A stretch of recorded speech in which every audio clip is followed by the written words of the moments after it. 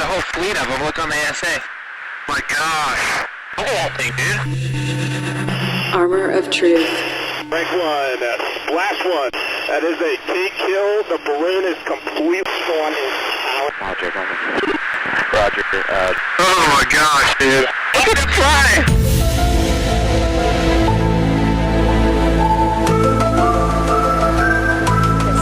Again, today, another aerial object was shot down by U.S. warplanes amid bipartisan criticism about an absence of details regarding these incidents. U.S. military pilots who approached the craft have given conflicting accounts of what they saw. A U.S. fighter jet shot down an unidentified object over Lake Huron near the Canadian border Sunday. That all of these are not at all like the Chinese spy balloon, which was shot down a week ago over the Atlantic. These new items are apparently much smaller.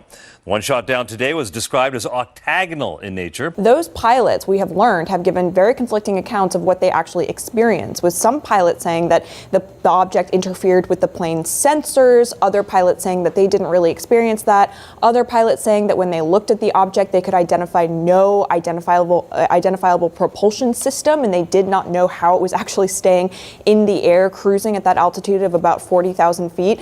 So this has all added to the Pentagon's wariness of describing in more detail what this object actually is until they can get more information through the debris. Thank you. Let's go to Helene Cooper, New York Times. This is for General Van Herk. Because you still haven't been able to tell us what these things are that we are shooting out of the sky, have you ruled out aliens or extraterrestrials? Because that is what everyone is asking us right now. I haven't ruled out anything at this point. We continue to assess every threat or potential threat unknown that approaches North America with the attempt to identify it. Warren Lieberman, CNN.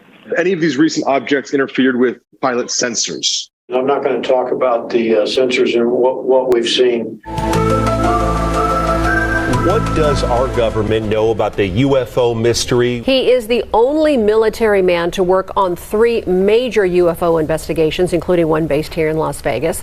The official is Jay Stratton, and he has never spoken in public or even granted an interview, that is, until he sat down with our very own George Knapp. When a mysterious object dubbed the Tic Tac UFO befuddled U.S. Navy aviators and sensors off the coast of San Diego in 2004, the incident was dropped, not investigated. The first in-depth probe happened 5 years later under the auspices of a then-secretive program called OSAP, the Advanced Aerospace Weapons Systems Application Program, created by the Defense Intelligence Agency with black-budget funding spearheaded by Nevada Senator Harry Reid. Tic Tac was the first UFO incident tackled by OSAP. The report was released by us in 2018.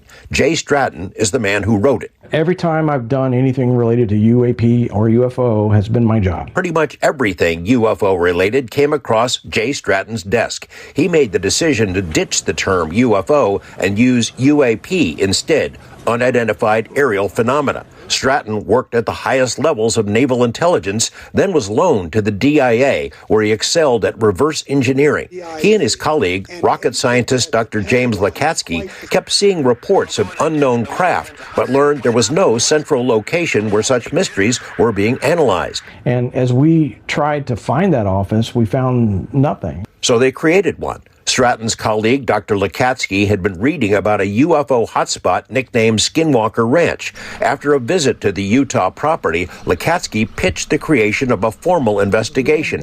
Harry Reid agreed to fund it. Robert Bigelow landed the contract. Stratton consulted with the OSAP program and then with its successor, ATIP. When the head of ATIP, Lou Elizondo, resigned and revealed its existence to the New York Times in 2017, Stratton was asked by his boss if he jump back in and cobble together a new program. He did, and that effort was eventually formalized by Congress with a new name, the UAP Task Force. One of Stratton's projects was the creation of a comprehensive but classified briefing that included UAP videos and photos collected by the military. Most of those images are still unreleased, but a few objects encountered off the East Coast and even stranger objects buzzing Navy ships on the West Coast were leaked, then publicized. Stratton Stratton scoffs at the debunkers who tried to explain them away as flares or drones or birds. Whoa, splashed. So there's a lot of cleanup to do when you have a lot of these people saying it's birds or whatever they're saying. It's frustrating because you know the rest of the story and you can't tell the rest of the story.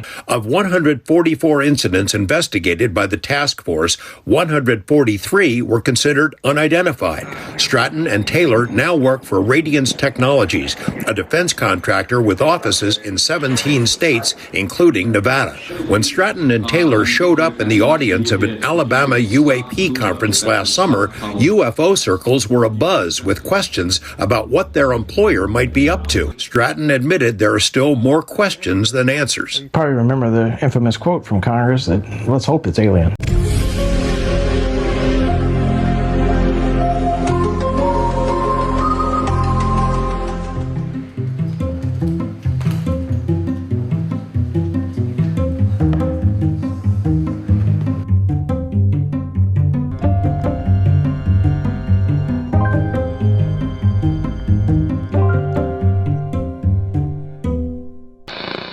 We go to Senator Mike Lee.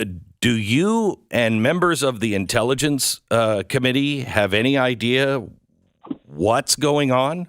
I know certain things are happening, but there's a whole lot we don't know.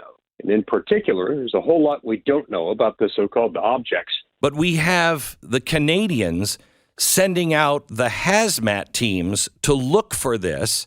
And we hear this morning that they are UAPs, which I guess could be balloons, but usually those are, something solid. These were the size of cars, and they weren't balloons. They were metal. Is that true?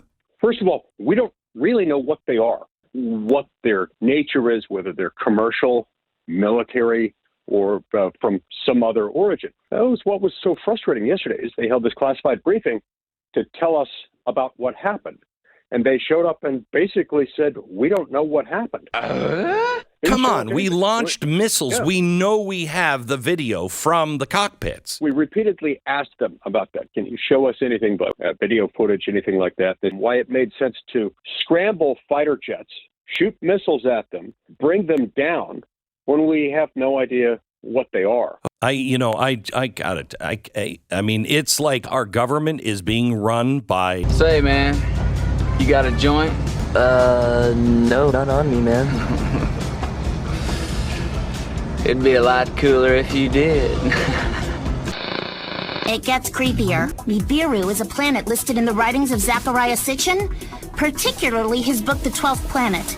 According to Sitchin's interpretation of Babylonian religious texts, a giant planet called Nibiru passes by Earth every 3,600 years and allows its sentient inhabitants to interact with humanity. These beings, which Sitchin identified with the Anunnaki of Sumerian myth, would become humanity's first gods. The Anunnaki have a great history of helping humans, but we have no physical form and must inhabit animals. This is why some animals, our descendants, can talk and others cannot. But not all Anunnaki are kind and good. There are evil ones, and the most evil one of all is imprisoned beneath Crystal Cove and must not be set free. You must undo it, Scooby-Doo. Undo it all. Save yourself. Save your friends. Save the world. Save the world. Some of them are cylinders, like cigars, and some of them are circles, like orbs. But now,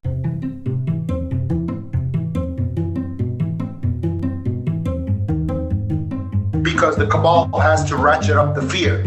So now what they're doing is they're having these things actually interfere and do these official events that are called they're called like interference or something.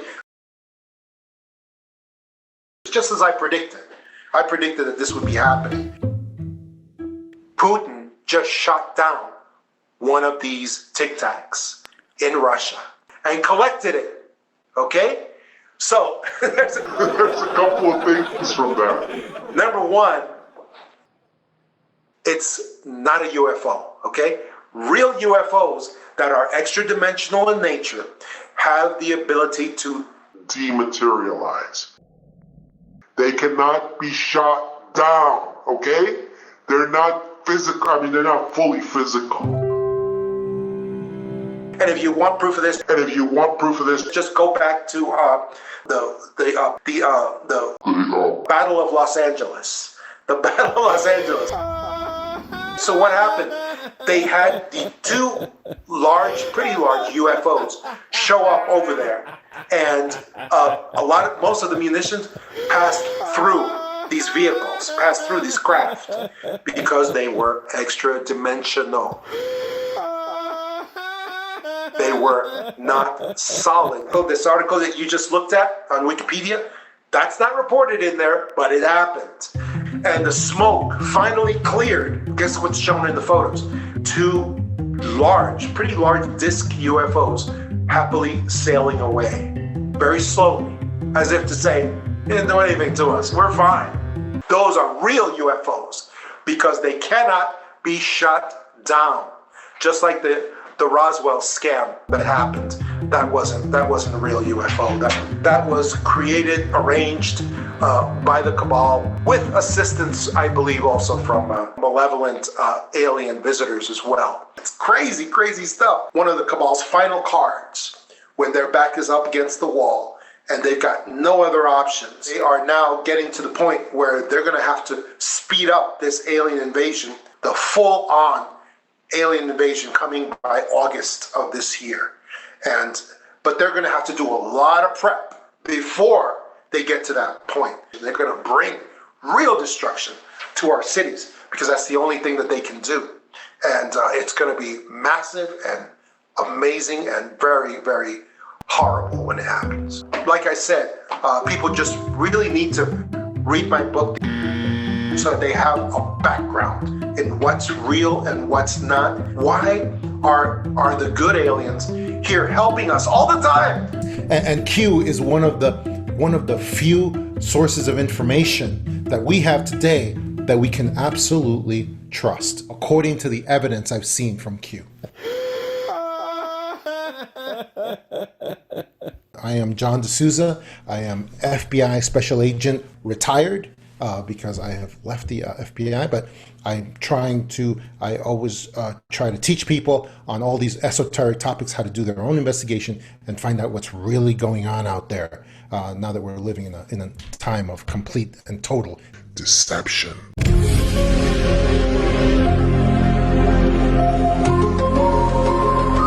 Like aliens coming down doing that to humans. Well, I'm telling you that there is something here. There's a fact. There's something. They're a craft. They're here. They're not ours. They're here. So the question is, what is that about? And I'm just looking at what we do with what you're describing with technology. Well, and I think it's much more likely that the same way we observe chimps and we observe that they are now in the Stone Age, that they're observing us.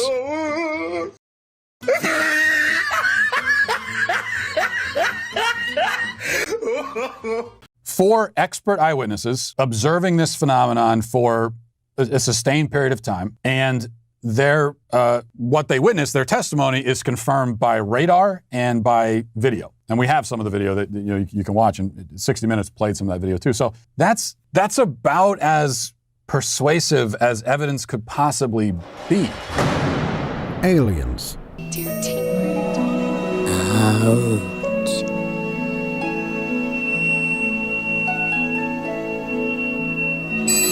Many argue that they exist, or that we must at least entertain the possibility that they exist. So what you're telling me is that UFOs, unidentified flying objects, are real.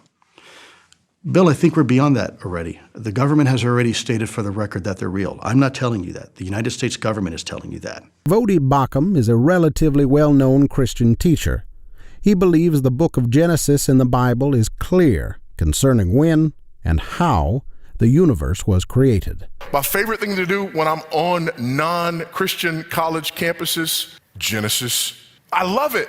Why? Because that's one of the traps that everybody wants to set. Are you a real intellectual or are you one of those sort of, narrow-minded Bible people? Which is it? Some of y'all are sitting out there right now, and I'm opening to the book of Genesis, and we're having this conversation. And right now, all you're wondering is this: am I a real intellectual, or am I one of these narrow-minded hicks who happens to have some credentials? You're sitting there going, is this one of those guys who believes that God created the world in 7 days? And my answer to you is absolutely not. He did it in 6. And I think if you don't believe that, you're an idiot. You're not a real intellectual. Now they're going, it's for real? Did he just, he's not playing, y'all. In contrast, Walsh believes that science is clear that the universe is billions of years old, which suggests that people like Baucham must be misinterpreting the book of Genesis. What they're starting with Genesis and their interpretation of it, and then trying to make the science fit. And that's not how you do science. That's not real science. So I must decide whether I will believe the near unanimous consensus in those fields, or if I will come to the conclusion that they're all a bunch of godless liars and lunatics because certain Christians insist that the word day in Genesis can only mean 24 hours and nothing else. I must ask myself, what's more likely? What's the more plausible explanation? That modern science is completely wrong, or that young earth creationists are misinterpreting it? You know, my number one pet peeve when it comes to the culture war and origins is that people will allow evolutionists to talk about evolution like it's fact, like it's absolutely proven, and be intimidated when it comes to talking about creationism as though there's absolutely no fact or no science on our side. And nothing could be further from the truth. The fact of the matter is there's actually more scientific evidence on our side than there is on theirs. And there's more presupposition on their side than there is on ours. And so we'll take, for example, two guys who disagree with one another over the age of the earth. One says 3 billion, another says 10 billion. And we'll say they're both intelligent. There's 7 billion years between them. I say 6,000. There's less than 3 billion between me and the guy who says 3 billion. So how come 7 billion between them is allowed, but 3 billion on my part is not allowed? Because after all, you're just talking about big, giant numbers. And it's all in order to intimidate people and to cover your tracks when you don't have scientific evidence. So we need to take courage, speak the truth, don't back down. Now let's consider several things related to the existence of extraterrestrial intelligent aliens.